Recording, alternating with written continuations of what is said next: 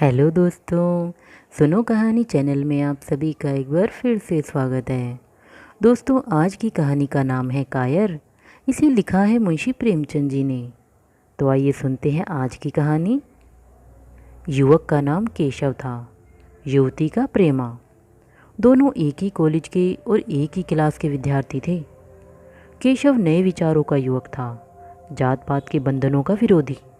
प्रेमा पुराने संस्कारों की कायल थी, पुरानी मर्यादाओं और प्रथाओं में पूरा विश्वास रखने वाली। लेकिन फिर भी दोनों में गाढ़ा प्रेम हो गया था और बात सारे कॉलेज में मशहूर थी। केशव ब्राह्मण होकर भी वैश्य कन्या प्रेमा से विवाह करके अपना जीवन सार्थक करना चाहता था। उसे अपने माता पिता की परवाह न थी। कुल मर्यादा का विचार भी उसे स्वांग सा ही लगता था। उसके लिए सत्य कोई वस्तु थी तो प्रेमा, किंतु प्रेमा के लिए माता पिता और कुल परिवार के आदेश के विरुद्ध एक कदम बढ़ाना भी असंभव था। संध्या का समय है। विक्टोरिया पार्क के एक निर्जन स्थान में दोनों आमने सामने हरियाली पर बैठे हुए हैं। सैर करने वाले एक एक करके विदा हो गए, किंतु ये दोनों अभी वहीं बैठे हुए हैं। उनमें एक ऐसा प्रसंग छिड़ा हुआ है जो किसी तरह समाप्त नहीं होता है। केशव ने झुंझलाकर कहा, इसका यह अर्थ है कि तुम्हें मेरी परवाह नहीं है।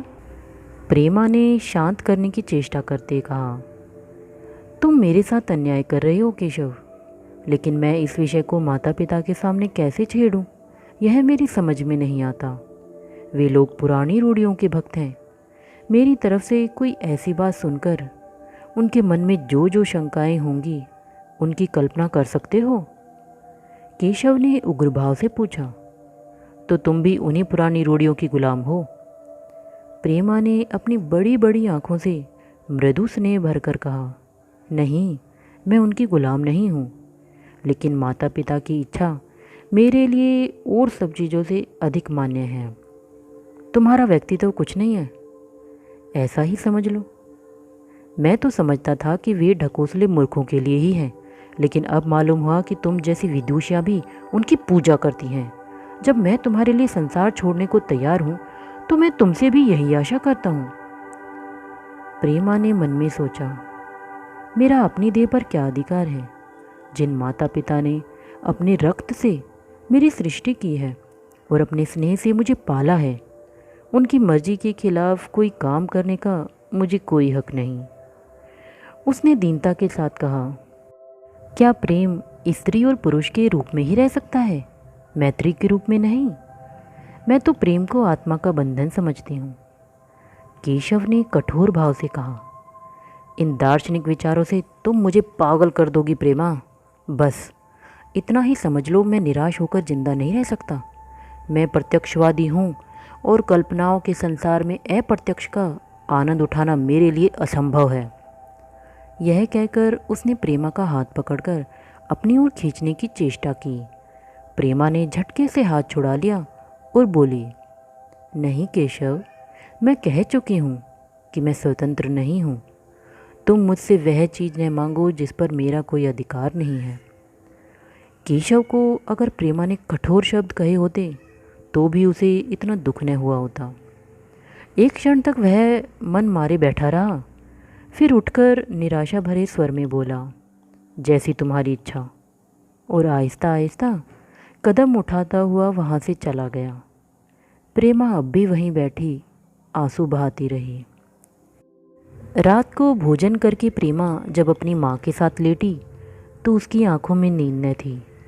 केशव ने उसे एक ऐसी बात कह दी थी जो चंचल पानी में पड़ने वाली छाया की तरह उसके दिल पर छाई हुई थी।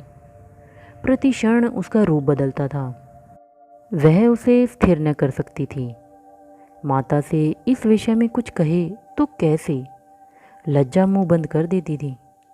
उसने सोचा, अगर केशव के साथ मेरा विवाह न हुआ तो उस समय मेरा कर्तव्य क्या होगा? अगर केशव ने कुछ उदंडता कर डाली तो मेरे लिए संसार में फिर क्या रह जाएगा? लेकिन मेरा बस ही क्या है? इन भांति भांति के विचारों में एक बात जो उसके मन में निश्चित हुई वह यह थी कि केशव के सिवा वह और किसी से विवाह नहीं करेगी। उसकी माता ने पूछा, क्या तुझे अब तक नींद ना आई? मैंने तुझसे कितनी बार कहा है कि थोड़ा बहुत घर का काम काज कर लिया कर, लेकिन तुझे किताबों ही से फुर्सत नहीं मिलती। 4 दिन में तू पराए घर जाएगी। कौन जाने कैसा घर मिले। अगर कुछ काम करने की आदत न रही तो कैसे निभा होगा। प्रेमा ने भोलेपन से कहा, मैं पराए घर जाऊंगी ही क्यों? माता ने मुस्कुराकर कहा, लड़कियों के लिए यही तो सबसे बड़ी विपत्ति है बेटी। माँ बाप की गोद में पलकर ज्यों ही सियानी हुई दूसरों की हो जाती है। अगर अच्छा प्राणी मिल गया तो जीवन आराम से कट गया, नहीं तो रो रो कर दिन काटने पड़ते हैं। सब कुछ भाग्य के अधीन है। अपनी बिरादरी में तो मुझे कोई घर नहीं भाता, कहीं लड़कियों का आदर नहीं, लेकिन करना तो बिरादरी में ही पड़ेगा। न जाने यह जात पात का बंधन कब टूटेगा। प्रेमा डरते डरते बोली, कहीं कहीं तो बिरादरी के बाहर भी विवाह होने लगे हैं। उसने कहने को कह दिया, लेकिन उसका हृदय कांप रहा था कि माताजी कुछ भाप न जाए। माता ने विस्मय के साथ पूछा, क्या हिंदुओं में ऐसा हुआ है? फिर उसने आप उस प्रश्न का जवाब भी दिया, अगर 2-4 जगह ऐसा हो भी गया तो उससे क्या होता है। प्रेमा ने इसका कुछ जवाब नहीं दिया। भय हुआ कि माता कहीं उसका आशय न समझ जाए। उसका भविष्य एक अंधेरी खाई की तरह उसके सामने मुंह खोले खड़ा था, मानो उसे निगल जाएगा। उसे न जाने कब नींद आ गई। प्रातःकाल प्रेमा सोकर उठी तो उसके मन में एक विचित्र साहस का उदय हो गया था। सभी महत्वपूर्ण फैसले हम आकस्मिक रूप से कर लिया करते हैं, मानो कोई दैवी शक्ति हमें उनकी ओर खींच ले जाती है। वही हालत प्रेमा की थी। कल तक वह माता पिता के निर्णय को मानती थी, समझती थी, पर संकट को सामने देखकर उसमें उस वायु की हिम्मत पैदा हो गई थी जिसके सामने कोई पर्वत आ गया हो। वही मंद वायु प्रबल वेग से पर्वत के मस्तक पर चढ़ जाती है और उसे कुचलती हुई दूसरी तरफ जा पहुंचती है। प्रेमा मन में सोच रही थी, माना यह देह माता पिता की है, किंतु आत्मा को जो कुछ भुगतना पड़ेगा वह इसी देह से तो भुगतना पड़ेगा। अब वह इस विषय में संकोच करना अनुचित ही नहीं, घातक समझ रही थी। अपने जीवन को क्यों एक झूठे सम्मान पर बलिदान करे। उसने सोचा, विवाह का आधार अगर प्रेम न हो तो वह तो देह का विक्रय है। आत्मसमर्पण क्या बिना प्रेम के भी हो सकता है? इस कल्पना ही से कि न जाने किस अपरिचित युवक से उसका ब्याह हो जाएगा, उसका हृदय विद्रोह कर उठा। वह अभी नाश्ता करके कुछ पढ़ने जा रही थी कि उसके पिता ने प्यार से पुकारा, मैं कल तुम्हारे प्रिंसिपल के पास गया था, वे तुम्हारी बड़ी तारीफ कर रहे थे। प्रेमा ने सरल भाव से कहा, आप तो यूं ही कहा करते हैं। नहीं, सच। यह कहते हुए उन्होंने अपनी मेज की दराज खोली और मखमली चौखटों में जड़ी हुई एक तस्वीर निकालकर उसे दिखाते हुए बोले, यह लड़का ICS के इम्तिहान में प्रथम आया है। इसका नाम तो तुमने सुना होगा। बूढ़े पिता ने ऐसी भूमिका बांधी थी कि प्रेमा उनका आशय समझ न सके, लेकिन प्रेमा भांप गई। उसका मन तीर की भांति लक्ष्य पर जा पहुंचा। उसने बिना तस्वीर देखे ही कहा, नहीं, मैंने तो उसका नाम नहीं सुना। पिता ने बनावटी आश्चर्य से कहा, क्या तुमने उसका नाम नहीं सुना? आज के दैनिक पत्र में उसका चित्र और जीवन वृत्तांत छपा है। प्रेमा ने रुखाई से जवाब दिया, होगा, मगर मैं तो इस परीक्षा का कोई महत्व नहीं समझती। मैं तो समझती हूँ जो लोग इस परीक्षा में बैठते हैं वे परले सिरे के स्वार्थी होते हैं। आखिर उनका उद्देश्य इसके सिवा और क्या होता है कि अपने गरीब निर्धन दलित भाइयों पर शासन करे और खूब धन संचय करे। यह तो जीवन का कोई ऊंचा उद्देश्य नहीं है। इस आपत्ति में जलन थी, अन्याय था, निर्दयता थी। पिताजी ने समझा था प्रेमा वह बखान सुनकर लट्टू हो जाएगी। यह जबान सुनकर तीखे स्वर में बोले, तू तो ऐसी बातें कर रही है जैसे तेरे लिए धन और अधिकार का कोई मूल्य ही नहीं। प्रेमा ने ढिठाई से कहा, हाँ, मैं तो इसका मूल्य नहीं समझती। मैं तो आदमी में त्याग देखती हूँ। मैं ऐसे युवकों को जानती हूँ जिन्हें यह पद जबरदस्ती भी दिया जाए तो स्वीकार न करेंगे। पिता ने उपहास के ढंग से कहा, यह तो आज मैंने नई बात सुनी। मैं तो देखता हूँ कि छोटी छोटी नौकरियों के लिए लोग मारे मारे फिरते हैं। मैं जरा उस लड़के की सूरत देखना चाहता हूँ जिसमें इतना त्याग हो। मैं तो उसकी पूजा करूँगा। शायद किसी दूसरे अवसर पर ये शब्द सुनकर प्रेमा लज्जा से सिर झुका लेती, पर इस समय की दशा उस सिपाही की सी थी जिसके पीछे गहरी खाई है। आगे बढ़ने के सिवा उसके लिए और कोई मार्ग नहीं था। अपने आवेश को संयम से दबाती हुई, आंखों में विद्रोह भरे, वह अपने कमरे में गई और केशव के कई चित्रों में से वह एक चित्र चुनकर लाई जो उसकी निगाह में सबसे खराब था और पिता के सामने रख दिया। बूढ़े पिताजी ने चित्र को उपेक्षा के भाव से देखना चाहा, लेकिन पहली ही दृष्टि में उसने उन्हें आकर्षित कर लिया। ऊंचा कद था और दुर्बल होने पर भी उसका गठन, स्वास्थ्य और संयम का परिचय दे रहा था। मुख पर प्रतिभा का तेज न था, पर विचारशीलता का कुछ ऐसा प्रतिबिंब था जो उसके प्रति मन में विश्वास पैदा करता था। उन्होंने उस चित्र को देखते हुए पूछा, यह किसका चित्र है? प्रेमा ने संकोच से सिर झुकाकर कहा, यह मेरी ही क्लास में पढ़ते हैं। अपनी ही बिरादरी का है? प्रेमा की मुख मुद्रा धूमिल हो गई। इसी प्रश्न के उत्तर पर उसकी किस्मत का फैसला हो जाएगा। उसके मन में पछतावा हुआ कि व्यर्थ में इस चित्र को यहाँ लाई। उसमें एक क्षण के लिए जो दृढ़ता आई थी वह इस पैने प्रश्न के सामने कातर हो उठी। दबी हुई आवाज़ में बोली, जी नहीं, वह ब्राह्मण है। और यह कहने के साथ ही वह क्षुब्ध होकर कमरे से बाहर निकल गई, मानो यहाँ की वायु में उसका गला घुटा जा रहा हो, और दीवार की आड़ में खड़ी होकर रोने लगी।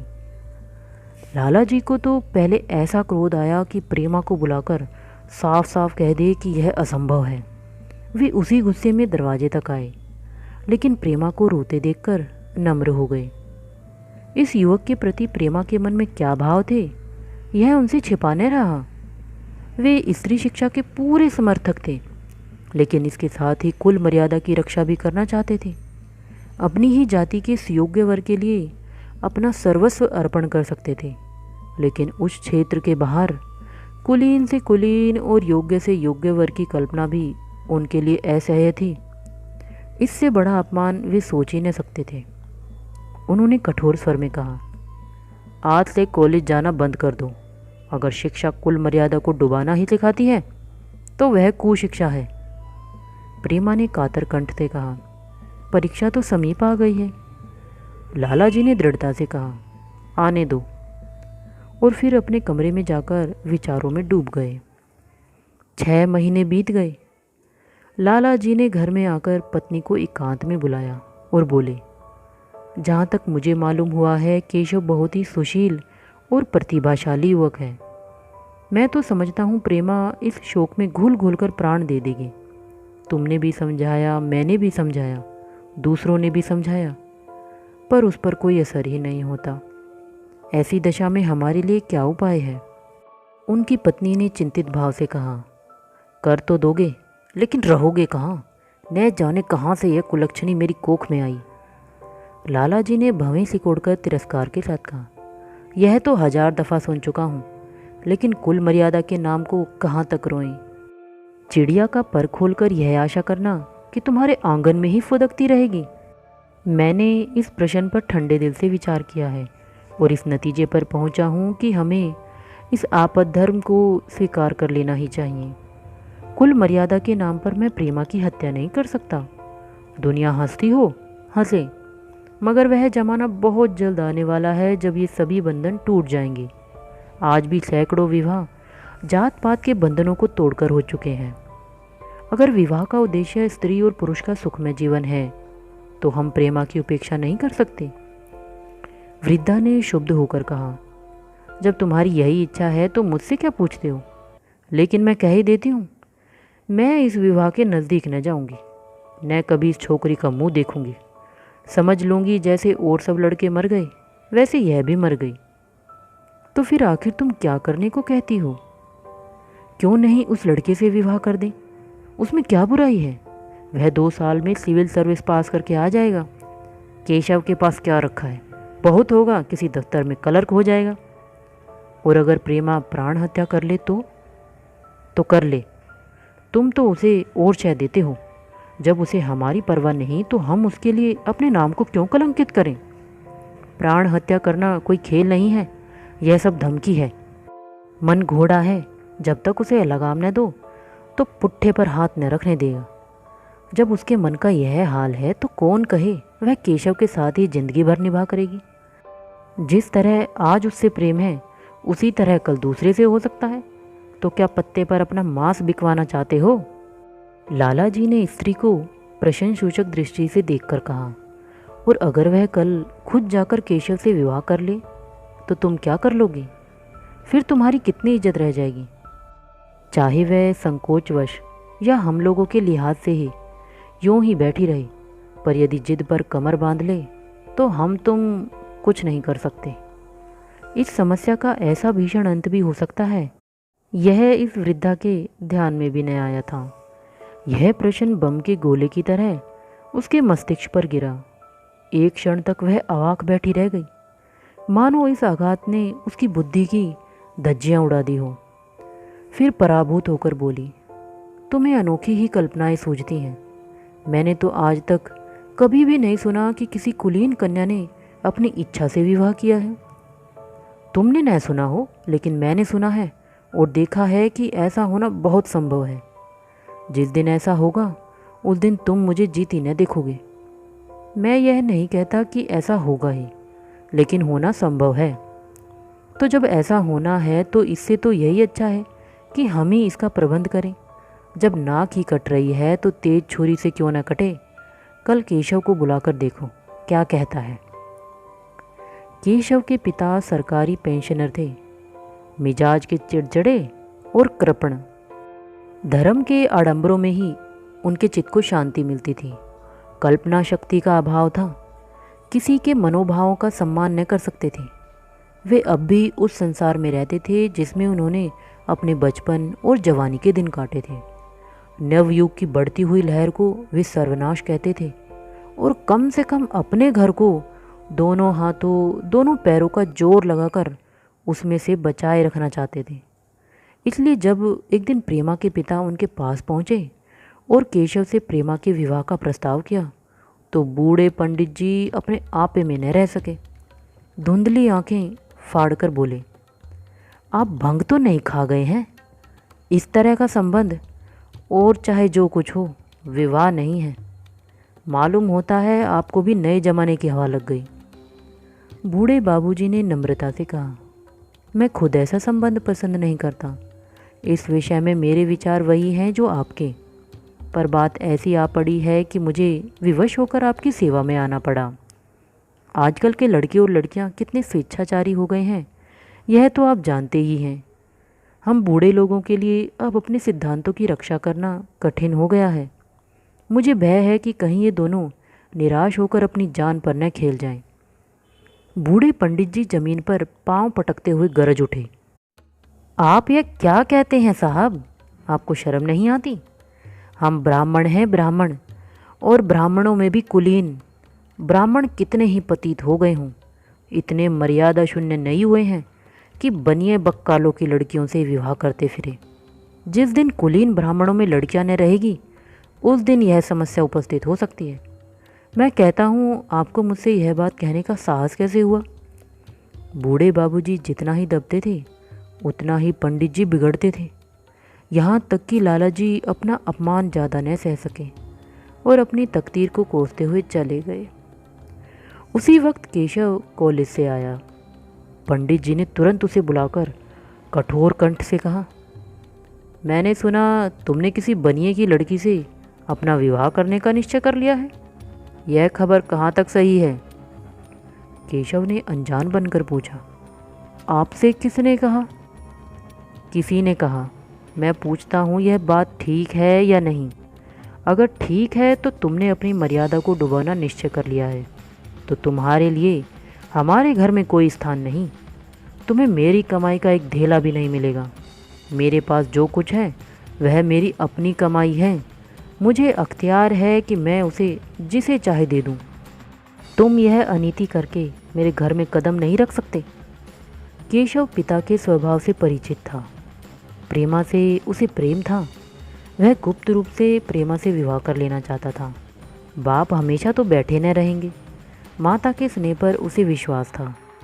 उस प्रेम की तरंग में वह सारे कष्टों को झेलने के लिए तैयार मालूम होता था। लेकिन जैसे कोई कायर सिपाही बंदूक के सामने जाकर हिम्मत खो बैठता है और कदम पीछे हटा लेता है, वही दशा केशव की हुई। वह साधारण युवकों की तरह सिद्धांतों के लिए बड़े बड़े तर्क कर सकता था। जबान से उनमें अपनी भक्ति की दुहाई दे सकता था, लेकिन इसके लिए यातनाएं झेलने की सामर्थ्य उसमें न थी। अगर वह अपनी जिद पर अड़ा और पिता ने भी अपनी टेक रखी तो उसका कहाँ ठिकाना लगेगा। उसका जीवन ही नष्ट हो जाएगा। उसने दबी आवाज़ से कहा, जिसने आपसे यह कहा है बिल्कुल झूठ कहा है। पंडित जी ने तीव्र नेत्रों से देखकर कहा, तो यह खबर बिल्कुल गलत है। जी हाँ, बिल्कुल गलत। तो तुम आज ही इसी वक्त उस बनिए को खत लिख दो और याद रखो कि अगर इस तरह की चर्चा फिर कभी उठी तो मैं तुम्हारा सबसे बड़ा शत्रु होऊंगा। बस जाओ। केशव और कुछ न कह सका। वह वहाँ से चला गया तो ऐसा मालूम होता था कि पैरों में दम नहीं। दूसरे दिन प्रेमा ने केशव के नाम यह पत्र लिखा, प्रिय केशव, तुम्हारे पूज्य पिताजी ने लाला जी के साथ जो अशिष्ट और अपमानजनक व्यवहार किया है उसका हाल सुनकर मेरे मन में बड़ी शंका उत्पन्न हो रही है। शायद उन्होंने तुम्हें भी डांट फटकार लगाई होगी। ऐसी दशा में मैं तुम्हारा निश्चय सुनने के लिए विकल हो रही हूँ। मैं तुम्हारे साथ हर तरह का कष्ट झेलने को तैयार हूँ। मुझे तुम्हारे पिताजी की संपत्ति का मोह नहीं है। मैं तो केवल तुम्हारा प्रेम चाहती हूँ और उसी में प्रसन्न हूँ। आज शाम को यहीं आकर भोजन करो। दादा और माँ दोनों तुमसे मिलने के लिए बहुत इच्छुक हैं। मैं वह स्वप्न देखने में मग्न हूँ जब हम दोनों उस सूत्र में बंध जाएंगे जो टूटना नहीं जानता, जो बड़ी से बड़ी आपत्ति में भी अटूट रहता है। संध्या हो गई और इस पत्र का कोई जवाब नहीं आया। उसकी माता बार बार पूछती थी, केशव आए नहीं? बूढ़े लाला भी द्वार की ओर आंखें लगाए बैठे थे। यहाँ तक कि रात के 9 बज गए, पर न तो केशव ही आए न उनका पत्र। प्रेमा के मन में भांति भांति के संकल्प विकल्प उठ रहे थे। कदाचित उन्हें पत्र लिखने का अवकाश न मिला होगा, या आज आने की फुर्सत न मिली होगी। कल अवश्य आ जाएंगे। केशव ने पहले उसके पास जो प्रेम पत्र लिखे थे उन सबको उसने फिर पढ़ा। उनके एक एक शब्द से कितना अनुराग टपक रहा था, उनमें कितना कंपन था, कितनी विकलता, कितनी तीव्र आकांक्षा। फिर उसे केशव के वे वाक्य याद आए जो उसने सैकड़ों ही बार कहे थे। कितनी बार वह उसके सामने रोया था। इतने प्रमाणों के होते हुए निराशा के लिए कहाँ स्थान था। मगर फिर भी सारी रात उसका मन जैसे सूली पर टंगा रहा। प्रातःकाल केशव का जवाब आया। प्रेमा ने कांपते हुए हाथों से पत्र लेकर पढ़ा। पत्र हाथ से गिर गया। ऐसा जान पड़ा मानो उसके देह का रक्त स्थिर हो गया है। लिखा था, मैं बड़े संकट में हूँ कि तुम्हें क्या जवाब दूँ। मैंने इधर इस समस्या पर खूब ठंडे दिल से विचार किया है और इस नतीजे पर पहुँचा हूँ कि वर्तमान दशाओं में मेरे लिए पिताजी की आज्ञा की उपेक्षा करना दुस्सह है। मुझे कायर न समझना, मैं स्वार्थी भी नहीं हूँ, लेकिन मेरे सामने जो बाधाएं हैं उन पर विजय पाने की शक्ति मुझ में नहीं है। पुरानी बातों को भूल जाओ। उस समय मैंने इन बाधाओं की कल्पना न की थी। प्रेमा ने एक लंबी गहरी जलती हुई सांस खींची और उस खत को फाड़कर फेंक दिया। उसकी आंखों से अश्रुधार बहने लगे। जिस केशव को उसने अपने अंतःकरण से वर मान लिया था वह इतना निष्ठुर हो जाएगा, इसकी उसको रत्ती भर भी आशा न थी। ऐसा मालूम पड़ा मानो अब तक वह कोई सुनहरा स्वप्न देख रही थी, पर आंखें खुलने पर सब कुछ अदृश्य हो गया। जीवन में जब आशा ही लुप्त हो गई तो अब अंधकार के सिवा और क्या रहा। अपने हृदय की सारी संपत्ति लगाकर उसने एक नाव लदवाई थी। वह नाव जलमग्न हो गई। अब दूसरी नाव कहाँ से लदवाए?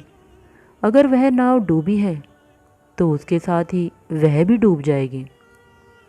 माता ने पूछा, क्या केशव का पत्र है? प्रेमा ने भूमि की ओर ताकते हुए कहा, हाँ, उनकी तबीयत अच्छी नहीं है। इसके सिवा वह और क्या कहे? केशव की निष्ठुरता और बेवफाई का समाचार कहकर लज्जित होने का साहस उसमें न था। दिन भर वह घर के काम धंधों में लगी रही, मानो उसे कोई चिंता ही नहीं है। रात को उसने सबको भोजन कराया, खुद भी भोजन किया और बड़ी देर तक हारमोनियम बजाती रही। मगर सवेरा हुआ तो उसके कमरे में उसकी लाश पड़ी हुई थी।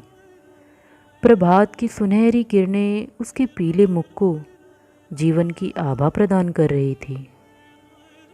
तो दोस्तों, इसी के साथ ये कहानी यहीं समाप्त होती है। आपको कैसी लगी मुझे कमेंट करना और जितना हो उसके वीडियो को शेयर ज़रूर करना। तो चलिए फिर मिलते हैं एक नई कहानी के साथ। तब तक के लिए गुड बाय।